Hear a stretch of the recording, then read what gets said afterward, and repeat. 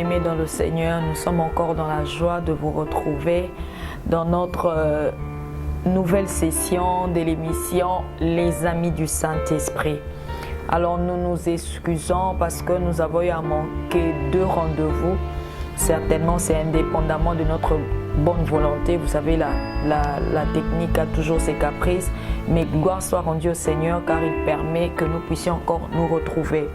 Alors abonnez-vous massivement sur notre chaîne YouTube Rema Universel TV. Alors vous savez, lors des sessions précédentes, nous avons eu à parler du Saint-Esprit. Nous avons eu à démontrer que le Saint-Esprit est une personne. Alors nous ne serons pas en mesure de pouvoir revenir sur les sessions passées, mais nous vous invitons à pouvoir suivre les émissions passées et vous serez sérieusement bénis.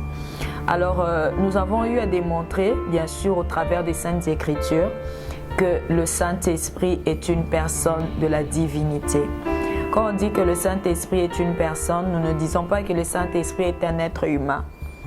Lorsqu'on dit que le Saint-Esprit est une personne, c'est juste nous disons que le Saint-Esprit est un être qui parle ou à qui l'on peut parler, un être qui a la raison, qui a des sentiments, qui peut nous annoncer des choses, qui peut nous guider.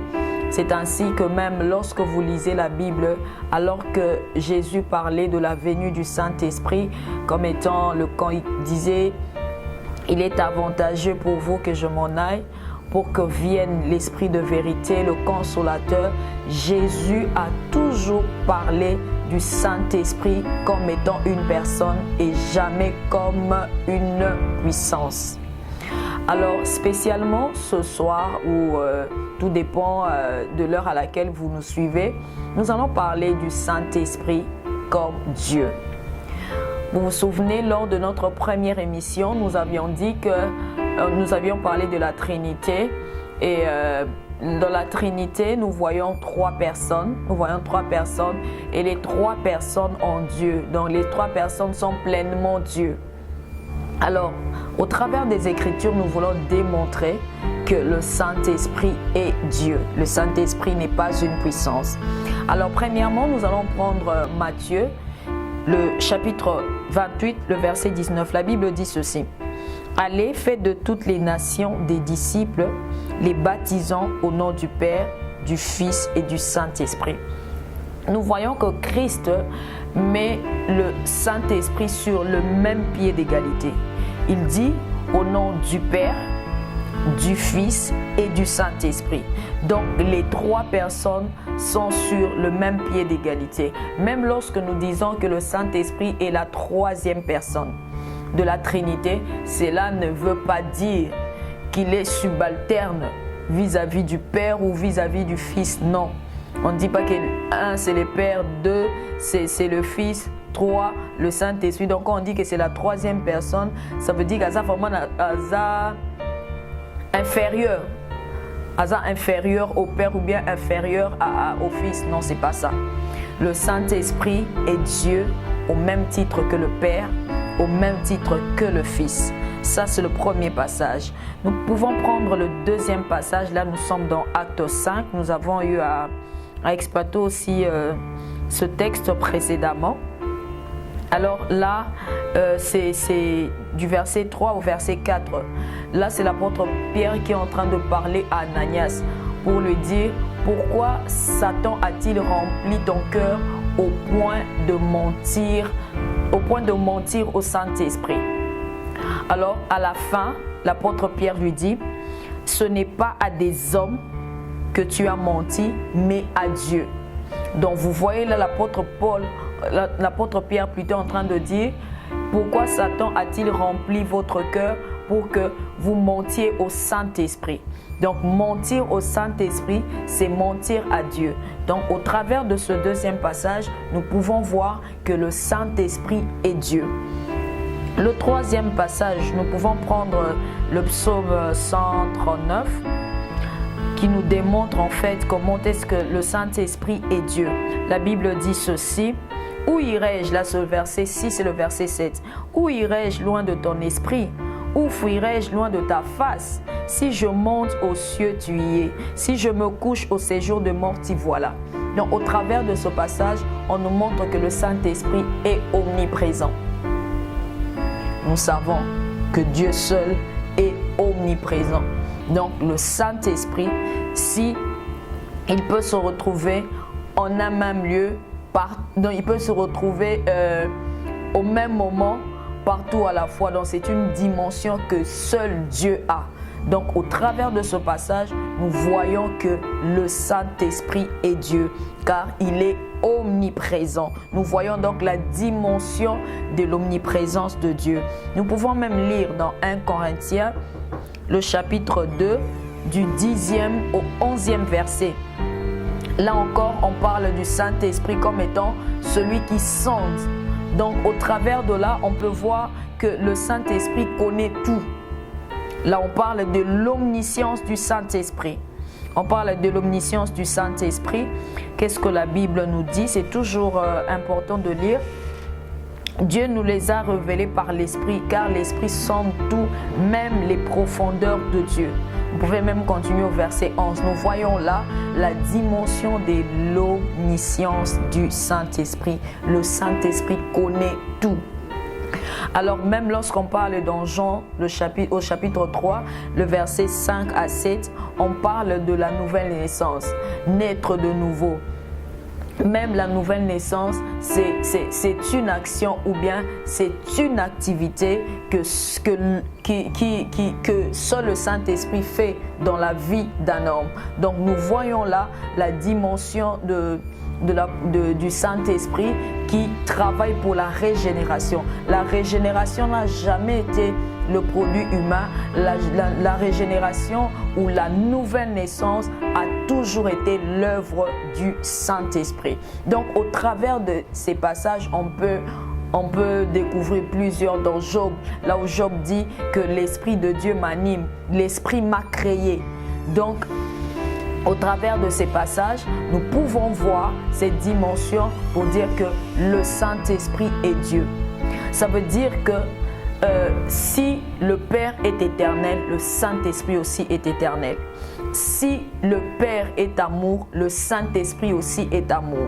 Si le Père est omniscient, le Saint-Esprit aussi est omniscient. Si le Fils est omnipotent, le Saint-Esprit aussi est omnipotent. Donc, je peux dire qu'ils sont co-égaux, ils sont co-immuables. Donc, c'est un ensemble. C'est ainsi qu'il est très important de pouvoir considérer le Saint-Esprit comme Dieu. Pourquoi? Parce que dès l'instant où tu le considères comme étant Dieu, même ta façon de t'approcher ou de parler avec le Saint-Esprit ou de parler avec Dieu, cette façon-là sera différente. Parce qu'aujourd'hui, réduire le Saint-Esprit à une chose, réduire le Saint-Esprit à une puissance, nous empêche de vivre une communion ou une intimité avec le Saint-Esprit. Or, vous vous rappelez si bien que Jésus a passé 3 ans et demi avec ses disciples. Mais il leur a demandé qu'ils attendent jusqu'à ce que vienne le Saint-Esprit pour qu'il commence le ministère. Même Jésus lui-même, la Bible parle de lui comme étant en lui habité corporellement, en lui habité, il avait en lui la plénitude de Dieu. Donc il était pleinement Dieu. Il était pleinement rempli de l'Esprit. C'est ainsi qu'en tant qu'enfant de Dieu, il est très important pour vous, il est très important pour nous de pouvoir considérer le Saint-Esprit comme étant Dieu. C'est ainsi que vous allez vous rendre compte que le Saint-Esprit peut être appelé sous plusieurs noms. Il peut être appelé sous plusieurs noms. Vous voyez l'Esprit de Dieu, vous voyez l'Esprit de Jésus, l'Esprit de Christ, le Saint-Esprit, l'Esprit de sagesse, l'Esprit de force, l'Esprit de conseil, l'Esprit de la crainte de Dieu. Tout ça là, c'est dans Ésaïe au chapitre 11, verset 2. Donc, même quand vous voyez les différents noms que porte le Saint-Esprit ou bien différentes appellations que porte le Saint-Esprit démontre en fait même son œuvre qu'il accomplit dans la vie de chaque enfant de Dieu. Si il est l'esprit de sagesse, c'est qu'il est capable de te rendre sage. L'esprit d'intelligence, c'est qu'il est capable de vous rendre intelligent. Donc, au travers de son nom, nous pouvons aussi voir les différentes activités que peut faire le Saint-Esprit. D'où il est important, en ce temps de la fin, bien-aimé dans le Seigneur, il est important de chercher à vivre en communion avec le Saint-Esprit.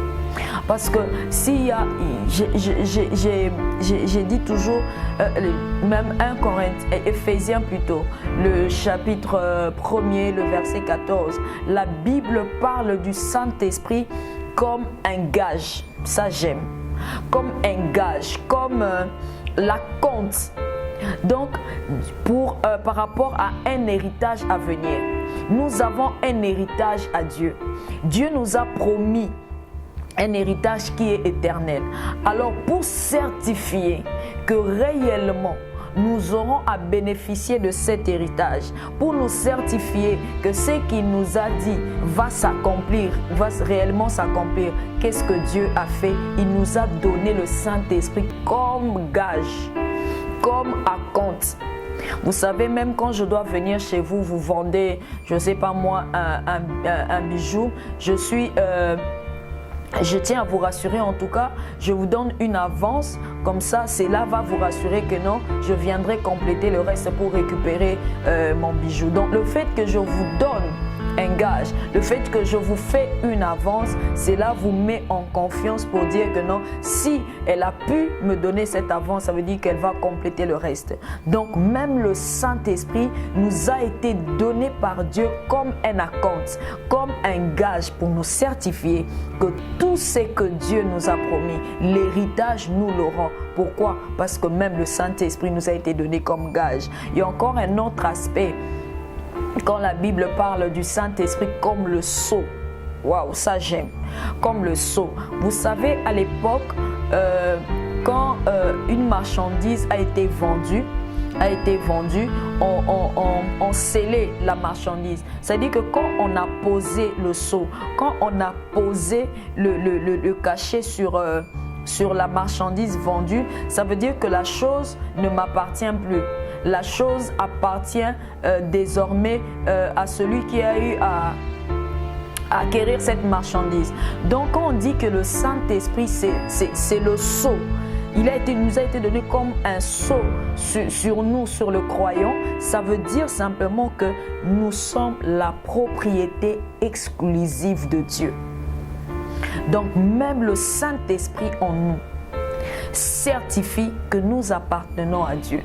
C'est ainsi que j'ai toujours dit aux bien-aimés, je peux t'appeler frère, je peux t'appeler sœur, mais si le Saint-Esprit n'atteste pas à ton esprit, en ton esprit, que vous êtes réellement enfant de Dieu, c'est que vous ne l'êtes pas. Parce qu'en naissant de nouveau, même le Saint-Esprit doit certifier à votre esprit que réellement vous êtes né de nouveau. Et le Saint-Esprit en nous vient comme nous sceller pour nous dire que nous appartenons à Dieu. Et le Saint-Esprit est comme ce précieux don que Christ nous a laissé pour nous amener à manifester la gloire du Père, à manifester le caractère de Christ. C'est ainsi que la Bible parle de fruits de l'esprit. Dans Galates 5, on parle de fruits de l'esprit.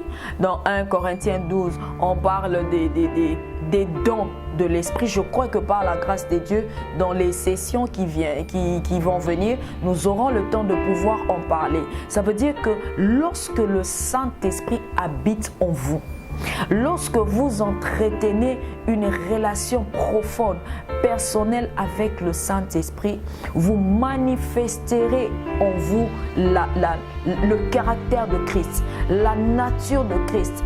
Parce que ce n'est pas en vain que le Saint-Esprit habite au-dedans de nous.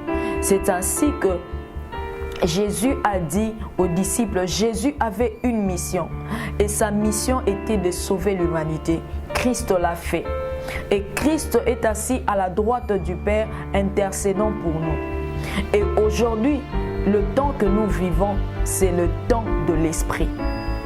C'est le temps du Saint-Esprit. Parce que, comme nous le savons si bien, la Bible est claire pour dire que Jésus-Christ revient bientôt. Même lorsqu'on lit le livre d'Apocalypse, chapitre 2, chapitre 3, on nous parle de 7 églises. Et les différentes églises correspondent aux différents âges de l'église. Ce qui fait que le temps que nous vivons correspond à l'église de Laodicée. C'est cette église qui s'est fait passer pour riche alors qu'elle est pauvre. C'est cette église qui s'est fait passer pour habillée alors qu'elle n'a plus d'habits sur elle. C'est cette église, la Bible dit que Jésus est à la porte, il est en train de frapper. Comment se fait-il que dans l'église de Laodicée, celui qui est censé être à l'intérieur de l'église se retrouve dehors? Nous vivons un temps où les choses sont chaotiques. Nous vivons ce temps que l'apôtre Paul qualifie des temps difficiles. Dans 2 Timothée, le chapitre 3. Mais j'aime aussi ce que dit la Bible. On parle des temps difficiles, mais on parle aussi de l'effusion de l'Esprit dans les derniers jours. Donc nous comprenons que nous sommes réellement dans les derniers jours. Les derniers jours avaient déjà commencé. Nous sommes dans les derniers jours, mais actuellement nous sommes vraiment à la fin des derniers jours. C'est ainsi qu'il est très important de vivre en intimité avec le Saint-Esprit, parce que le Saint-Esprit vous aide à marcher dans la crainte de Dieu. Le Saint-Esprit nous aide à pouvoir tenir prêt quant au retour de Christ. Bien-aimés, que l'on ne vous trompe pas, Jésus-Christ revient bientôt. Et ce que j'aime avec Dieu, c'est que ce qu'il dit, que cela peut paraître comme étant une éternité entre guillemets, mais cela finira par arriver. Alors l'objectif de notre émission aujourd'hui a été de nous démontrer juste au travers de la Bible que le Saint-Esprit est Dieu. Le Saint-Esprit est amour. Le Saint-Esprit est omniprésent. Le Saint-Esprit est omnipotent. Le Saint-Esprit est omniscient. C'est ainsi que la Bible dit dans Romains 5, le verset 5, que l'amour de Dieu est répandu dans nos cœurs par le Saint-Esprit qui nous a été donné. Personne ne peut aimer Dieu avec son amour propre, c'est difficile. C'est ainsi que lorsque le Saint-Esprit est en nous, il répand dans nos cœurs l'amour qu'il faut afin que nous puissions aimer Dieu à la manière de Dieu. Et c'est le Saint-Esprit qui fait en sorte que nous puissions marcher selon les préceptes de Dieu. C'est ainsi que même la Bible dit que nous ne savons pas comment prier. Nous ne savons pas comment prier. Et le Saint-Esprit vient nous aider. La Bible parle de la loi, mais la Bible aussi parle de la grâce. Alors, c'est alors que nous comprenons là que l'avantage de la grâce, c'est que non seulement que Jésus nous a sauvés, mais aussi nous avons le privilège de vivre avec le Saint-Esprit. Et le Saint-Esprit n'est pas loin de nous. Le Saint-Esprit est au-dedans de nous. Vous savez, lorsque je peux être là, on est dans une pièce, on est ensemble. Mais lorsque vous ignorez ma présence, il me sera difficile de pouvoir entamer une discussion avec vous ou bien vous montrer les choses que j'ai pour vous. Donc quelque part, c'est aussi ça avec le Saint-Esprit. Aussi longtemps que nous ignorons qu'il est là, aussi longtemps que nous ne faisons pas cas de lui, difficile de pouvoir puiser dans l'amour de Dieu, dans la puissance de Dieu, dans la grâce de Dieu, toutes les richesses dont nous avons besoin pour mener une vie chrétienne glorieuse, une vie chrétienne puissante. Donc le Saint-Esprit nous a été donné afin que nous puissions manifester Christ, afin que nous puissions manifester la gloire de Dieu. J'ai dit toujours aux gens, même quand les gens, j'en parle quand même, j'ouvre une parenthèse que je vais fermer. Oh, la femme ne peut pas faire ceci, la femme ne peut pas faire cela. Ok, il n'y a pas de problème. C'est que ce qui est bien, c'est que le même esprit là qui vient habiter dans l'homme masculin qui s'est converti, c'est le même Saint-Esprit qui vient habiter dans la femme qui s'est convertie. Si la femme ministère, on ne se bat pas pour les ministères, mais ce que j'aime avec le Saint-Esprit en vous amène à opérer dans la dimension des 5 ministères sans pour autant avoir été ordonné pasteur, prophète ou je ne sais pas moi quoi. Je chute par là. La Bible dit ceci. Le Saint-Esprit, parce qu'on a 5 ministères post-ascension. On a le prophète, on a l'apôtre, on a le prophète, on a l'évangéliste, on a le pasteur, on a le docteur. La Bible dit ceci. Jésus a dit, le Saint-Esprit que mon Père enverra. Donc, on voit déjà la dimension de l'envoi. Il a été envoyé, la dimension de l'apôtre. La Bible dit que le Saint-Esprit vous annoncera les choses à venir. C'est ce que le Saint-Esprit fait. La Bible dit qu'il il convaincra le monde du péché, de la justice, du jugement. C'est le travail que le Saint-Esprit fait. La Bible dit, la dimension du pasteur, la Bible dit que le Saint-Esprit vous conduira, il vous guidera. Donc, on voit déjà la dimension du pasteur. Enfin, on voit le Saint-Esprit vous enseignera toutes choses. Ça veut dire qu'en entretenant une relation intime avec le Saint-Esprit, vous pouvez opérer dans ces 5 dimensions sans pour autant avoir un titre quelconque à l'Église. Alors c'est ainsi que je vous encourage à entretenir, à découvrir la personne du Saint-Esprit, à avoir une relation personnelle avec lui et soyez sûr d'une chose, que votre vie chrétienne ne sera plus la même.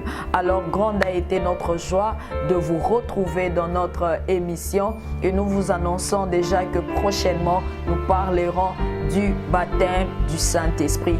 Que Dieu vous bénisse. N'oubliez pas de partager cette vidéo. N'oubliez pas de vous abonner à notre chaîne YouTube et Dieu ne cessera de vous faire du bien. Shalom chez vous. Que Dieu vous bénisse.